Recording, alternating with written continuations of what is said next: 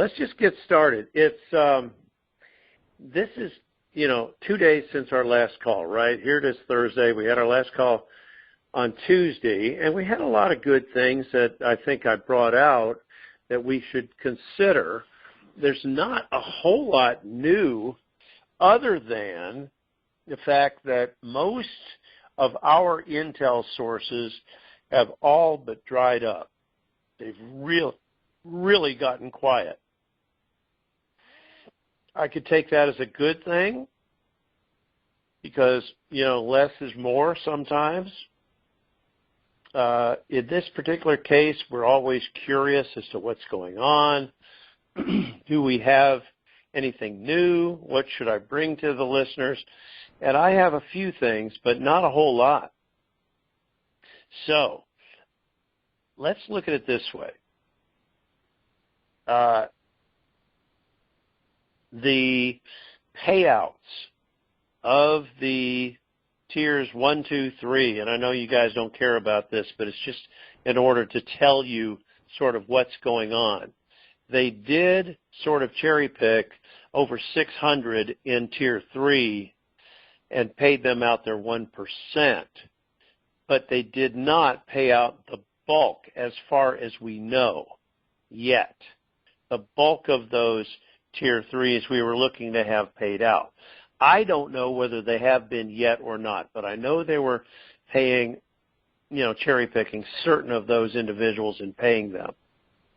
So that's an interesting prospect, is when will the rest of those and when will the intermediates actually be paid out? We heard they were all ready to go, ready to be paid, lined up, but for some reason they had not yet been released. Well, it may be that what they're trying to do is let the majority of those, even those in the intermediate groups, get paid out essentially when we get started. It's possible they're waiting until that time.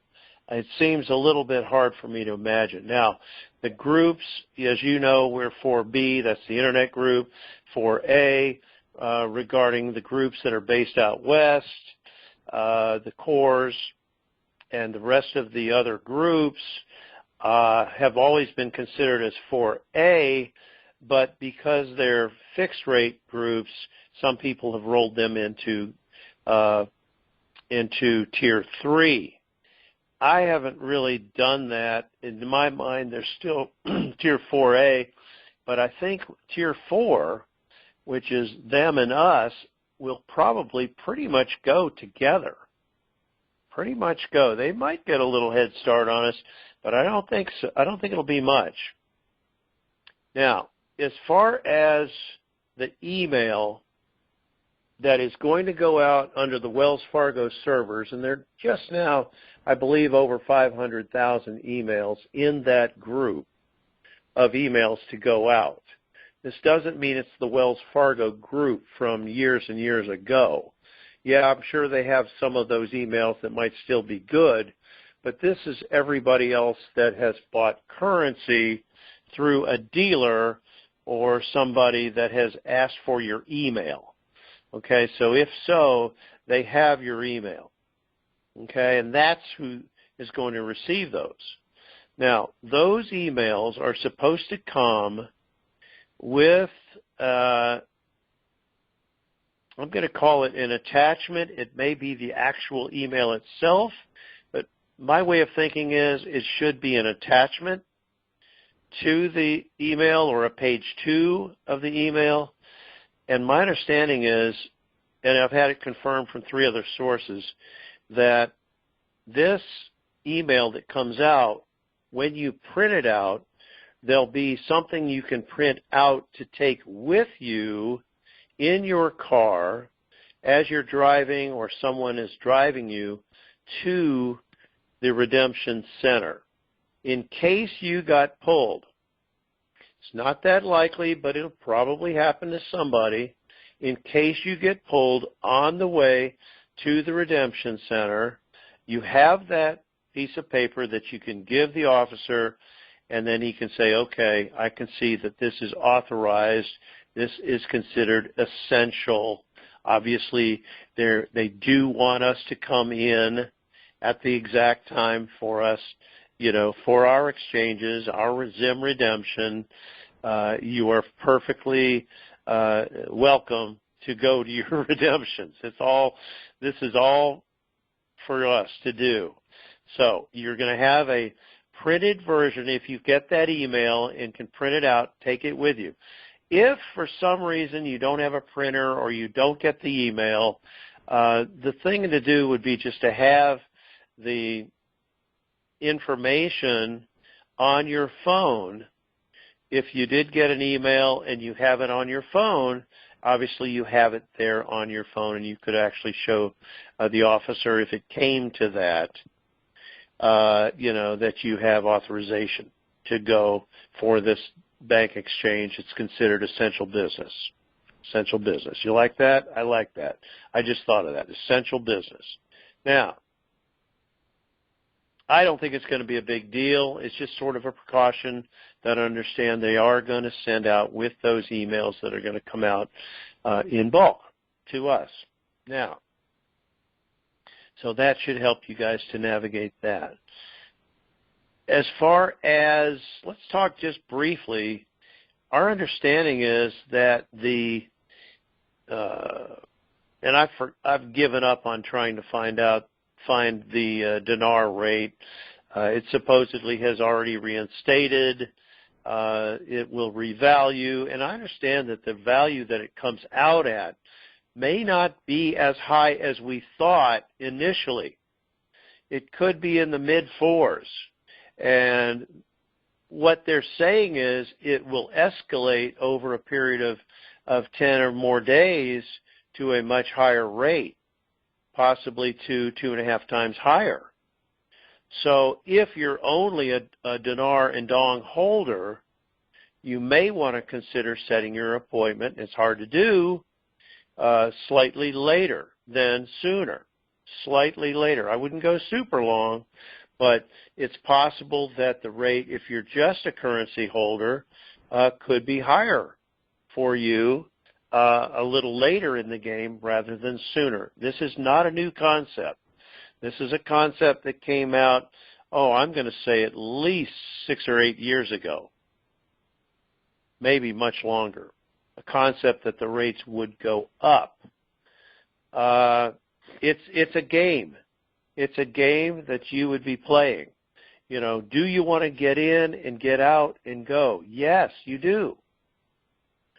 But if you're just holding dinar, especially if you're not holding that much, or you're just holding dinar and dong, then, you might want to consider when you go in for your appointment based on these rates. And, the thing about rates is one moment it's this, the next moment it changes. It's very hard to predict exactly where they're going to be on any given day, just to let you know. It's very difficult. And for a long, long time, we've had nothing on certain rates, and then all of a sudden we'll get a rate, or we'll see what they anticipate the rate to be, etc. Okay?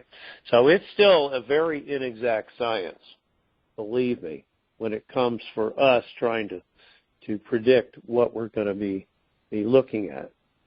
And let's see if there's anything that is relevant to that. I gave you pretty much the rundown of what to expect at the redemption centers. I don't think anything has changed as far as I know since Tuesday night's call. I believe that was all pretty well laid out for us. I would say as far as the timing, what I'm hearing, you remember we talked a little bit briefly about the three days of darkness. And we talked about it in terms of not affecting us. It is designed for the deep state and their affiliates. And I believe that we will be in the clear when it comes to that. And immediately after the 3 days of darkness, we should have days and days of disclosure, which should bring us a lot of truth that we've missed out on in a lot of different things that have happened in our history and that are continuing to happen. And these are supposed to be on 8-hour segments that would be, I believe, televised, or at least the audio portion put out on the emergency alert system or the emergency broadcasting system. I hope there's video.